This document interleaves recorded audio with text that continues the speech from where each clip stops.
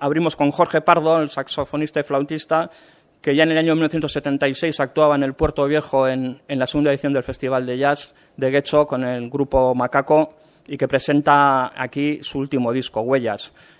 Señalar que en 2013 en Francia le nombraron el músico europeo de jazz. Estará también el pianista Uri Cain, un pianista americano que ha hecho muchas incursiones en la música clásica, adaptando a Mahler, a Beethoven, a Bach, y que vendrá hecho acompañado por su trío habitual con John Herbert al contrabajo y Ben Peroski a la batería.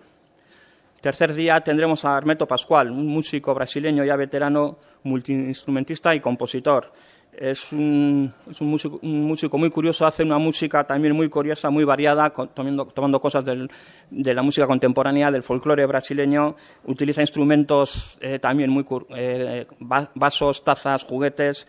Se presenta con una formación con la que lleva ya 15 años aproximadamente con los mismos músicos girando por todo el mundo. La cantante Didi Bridgewater, que es una de las grandes divas del jazz vocal actual, señalar que estuvo con mucho éxito hace 6 años en el Getxo Jazz. Y finalizamos con Esperanza Spalding, bajista, tanto con el contrabajo como el bajo eléctrico, cantante, compositora.